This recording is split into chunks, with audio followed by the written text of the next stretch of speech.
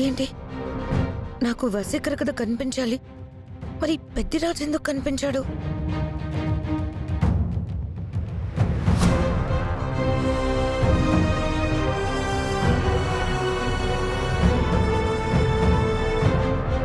మరోసారి ప్రయత్నం చేస్తాను.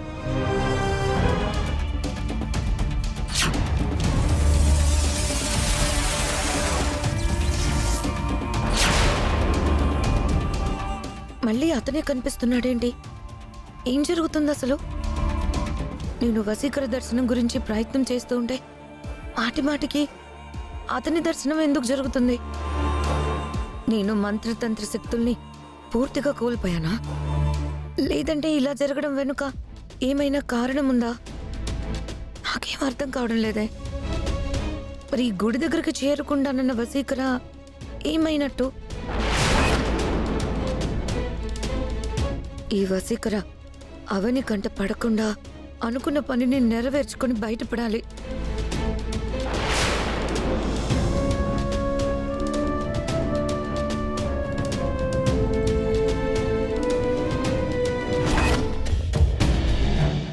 యాగం ఒక్కో ఘట్టం ముగుస్తుంది. అక్షయ్ని తీసుకుని పోవడానికి మార్గాన్ని చూసుకోవాలి. అటువంటి అవకాశం ఎలా దొరుకుతుందో ఏంటో. అమ్మా, ముందుగా ఓ విషయం. చెప్పండి పంతులు గారు. ఈ యాగం పూర్తయిన వెంటనే అమ్మవారికి అభిషేకం చేయాలి. గుడి పక్కనే కోనేరుంది.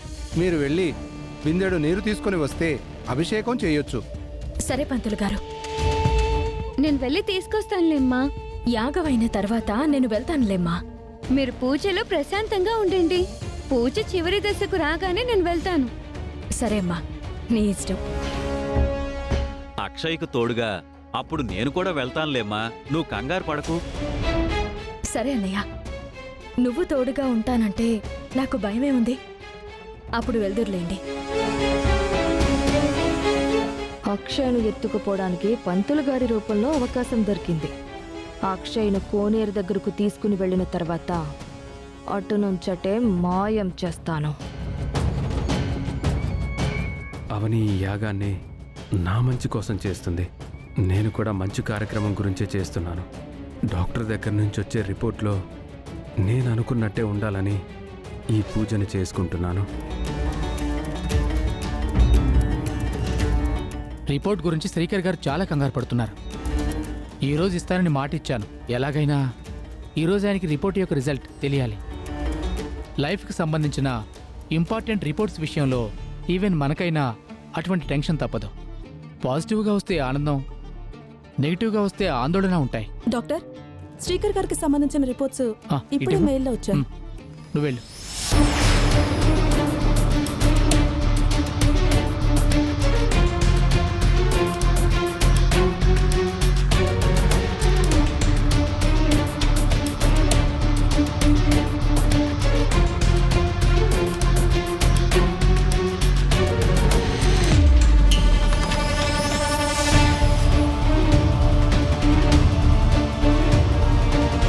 ఈ విషయం వెంటనే శ్రీకర్ గారికి తెలియజేయాలి. శ్రీకర్కి ఫోన్ చేస్తాను.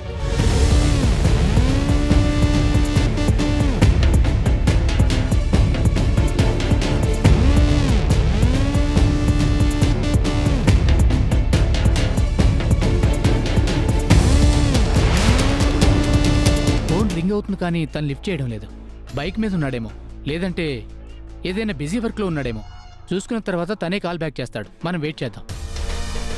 పాపం, ఈ రిపోర్ట్స్ గురించి తను ఎంతలా వెయిట్ చేశాడంటే మాటల్లో తన బాధని వర్ణించలేం. అతనికి ఇది అంత ఇంపార్టెంట్. టెన్షన్ ఎందుకు సార్? రిపోర్ట్స్ వచ్చేసాయి కదా, తను ఫోన్ చేయగానే చెప్పేద్దాం.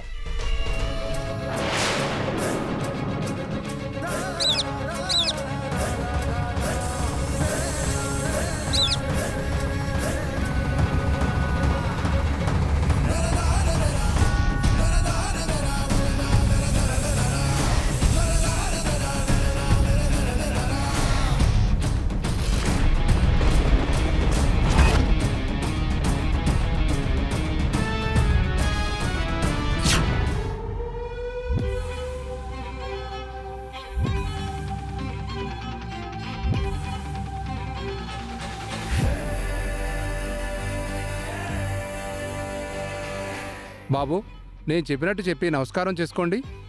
ఓం సూర్యాయ సూర్యాయ సూర్యాయ చంద్రాయ చంద్రాయ, కుజాయ కుజాయ, బుధాయ బుధాయ, గురాయ గురాయ, శుక్రాయ శుక్రాయ, శనాయ శనాయ, రాహుకేతువాయ నమః. రాహుకేతువాయ దండం నమః. పెట్టుకోండి.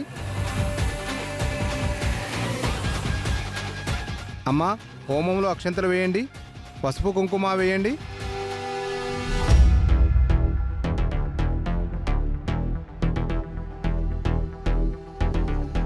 ఈ యాగం ఇంకెంతసేపు చేస్తాడు? తొందరగా ముగించొచ్చు కదా. అమ్మా పాము.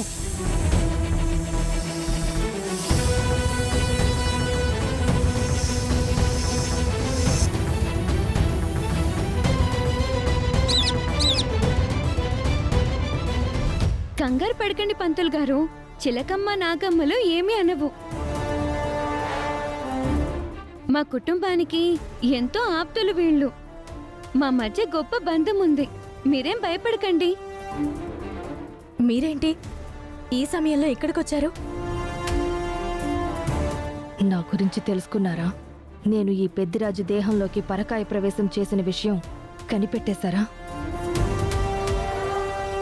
మీరొచ్చారంటే ఏదో కారణం ఉండే ఉంటుంది, లేదంటే ఊరికే యాగాన్ని చూడ్డానికి వచ్చారా? మన చుట్టూ ఏదైనా ప్రమాదం ఉంటేనే వస్తాయి, ఊరికే రావు. పైగా రెండు కంగారుగా కనబడుతున్నాయి. మాకేదైనా విషయాన్ని చేరవేయాలని వచ్చారా? ఏం జరిగిందో చెప్పండి. అమ్మా ఈ పూజ మధ్యలో ఈ ఆటంకం ఏమిటి? మీతో సన్నిహితంగా ఉంటున్నాయి కాబట్టి మీ మాట వింటాయి. పంపించేయండి అమ్మా. ఏదో ముఖ్యమైన విషయాన్ని మాకు తెలియజేయడానికే వచ్చాయి. కాసేపు ఉండండి పంతులు గారు. యాగం మధ్యలో ఆగింది. మీరేదైనా తెలియజేయాలని అనుకుంటే తొందరగా చెప్పండి.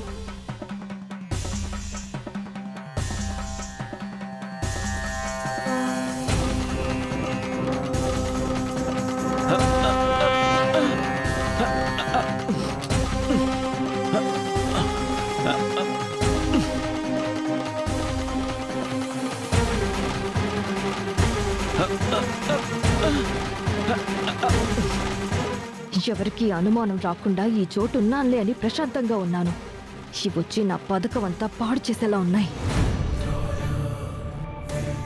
అన్నయ్య దగ్గరికి వెళ్ళి ఎందుకు అలా చేస్తున్నావమ్మా? అదే అర్థం కావడం లేదు. చిలకమ్మ నాగమ్మ, పెద్దిరాజన్నయ్య మన మనిషి. ఎందుకిలా ఇబ్బంది పెడుతున్నారు? అన్నయ్య ఏం తప్పు చేశాడని? నేను మీ విషయంలో మేలే చేస్తాను గాని తప్పెందుకు చేస్తానమ్మా? వీటిని గుడి బయటికి పంపించేయండి. మీరు కంగారు పడకండి మావయ్య. వీటి వలన గతంలో మాకు ఎంత మేలు జరిగిందో మీకు తెలిసిందే కదా. ఏదైనా ప్రమాదం జరుగుతుందని తెలిసిన చోటికే వస్తాయి. ఒకవేళ నీకేదైనా ప్రమాదం ఉందేమో